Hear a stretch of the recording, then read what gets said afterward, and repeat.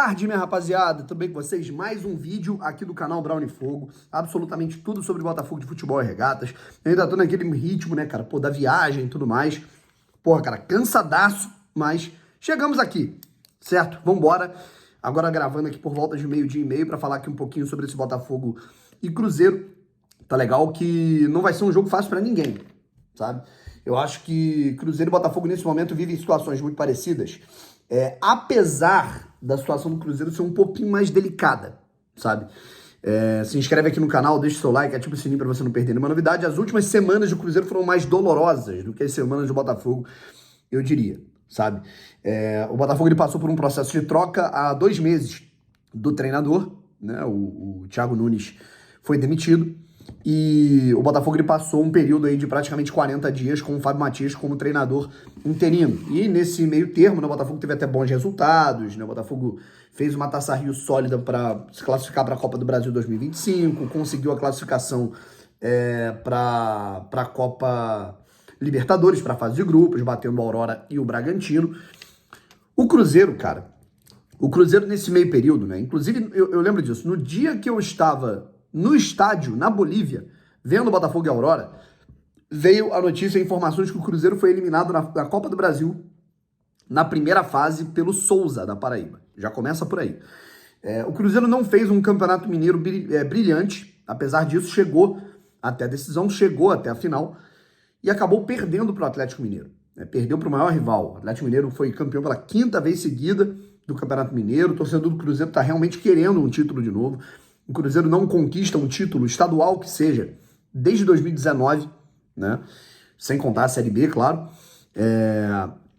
Enfim, e demitiu o técnico Laro Camon, né? Com isso foi contratado, foi efetivado, de fato, né, o Fernando Seabra, que era um auxiliar fixo da casa. É um cara que, inclusive, foi o auxiliar do Paulo Autuori na reta final do Cruzeiro ano passado, quando o Zé Ricardo foi demitido, para salvar o time do rebaixamento, certo? A questão é que o Cruzeiro ele fez uma boa janela, tá? O Cruzeiro ele não tem um time ruim. Não tô falando que fez uma janela espetacular, né? Não foi uma janela igual a do Internacional, igual a do Bahia, enfim.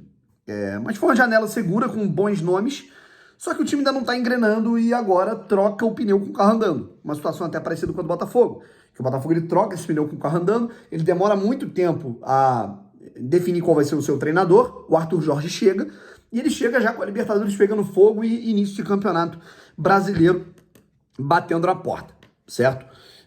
O Botafogo ele vem de derrota para a LDU no Equador pelo placar de 1-0, vem de derrota também contra o Junior Barranquilla na estreia da Copa Libertadores, e o Cruzeiro, além da derrota na final do Campeonato Mineiro, o Cruzeiro vem de um jogo assim terrível, né? Que foi, o Cruzeiro abriu 3-0 contra o Alianza na Sul-Americana, e no segundo tempo tomou um empate em 3-3, certo?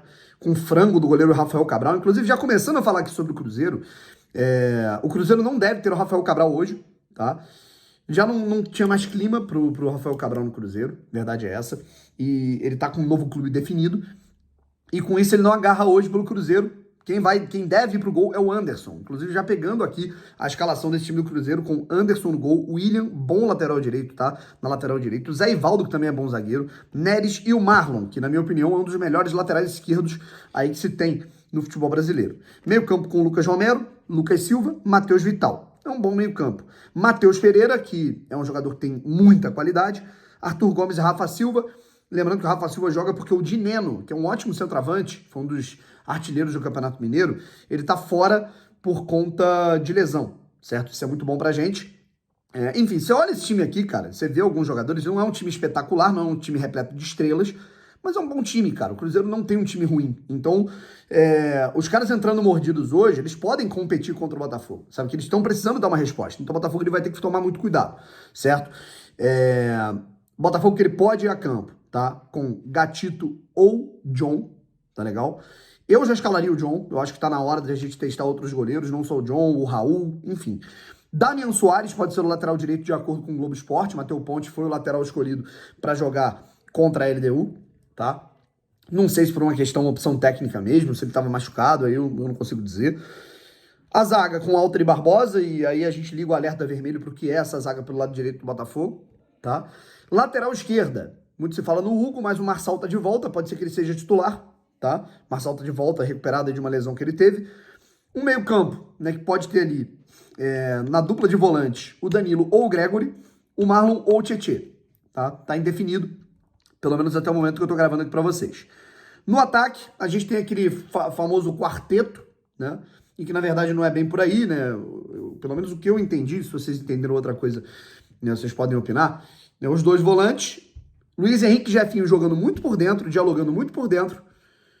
Numa ponta o Júnior, na outra o lateral que avança mais pelo corredor, nesse caso ao esquerdo, ou o Hugo ou o Marçal, e na frente o Tiquinho Soares. Tá certo, rapaziada? Não acho que esse modelo tenha sido prejudicial para o Botafogo no jogo contra a LDU.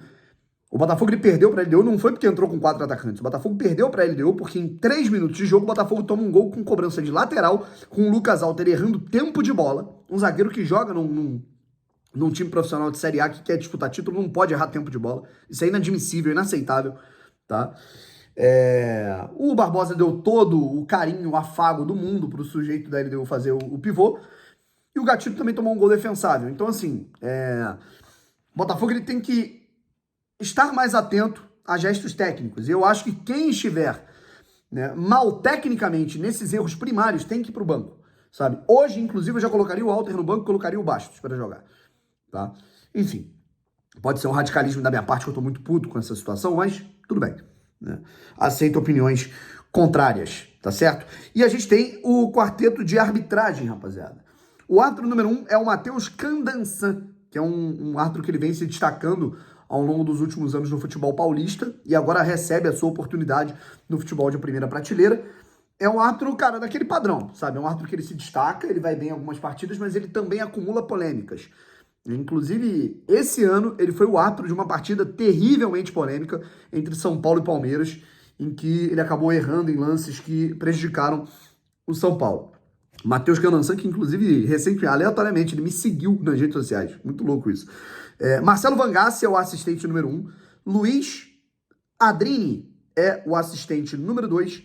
E o árbitro de vídeo é o Rodrigo D'Alonso Ferreira, tá certo? Voltamos a ter esses árbitros maravilhosos comandando as partidas do Botafogo, só que não, né? Enfim, e o Botafogo tem condição de ganhar esse jogo, tá? Mas se engana quem acha que é uma obrigação ganhar esse jogo. É o Cruzeiro no Mineirão, e o Cruzeiro tem um bom time, apesar de estar mal. Assim como o Botafogo tem um bom time e ainda não está rendendo o esperado nessa temporada. Eu acho que é um jogo muito franco, o Botafogo é um pouco melhor, tá? Eu acho o Botafogo melhor time que o Cruzeiro, mas o Cruzeiro não é bobo. E esse jogo, se eu fosse no racional, eu apostaria no empate, tá? Mas, se eu fosse no coração, eu palpitaria com o Botafogo. Inclusive, você pode utilizar o seu palpite, você pode utilizar aí todos os seus poderes para prever uma partida, para avaliar um jogo, fazendo o seu palpite na KTO. A melhor casa, mais segura, mais divertida, com odds boas, odds criativas. Teve ontem, cara, eu coloquei 50 numa situação de um cachorro vai invadir o gramado do Campeonato Brasileiro. Odd tá 23, rapaziada. Pô, então assim, cara, sensacional. Utilize o cupom Brownie para você ter 20% de bônus no seu primeiro depósito e seja feliz, tá legal? Vou até colocar aqui abaixo na descrição o site para você entrar, colocar o teu código Brownie, ser feliz, palpitar e, se Deus quiser, ter uma tarde boa com o Botafogo colaborando. Fui!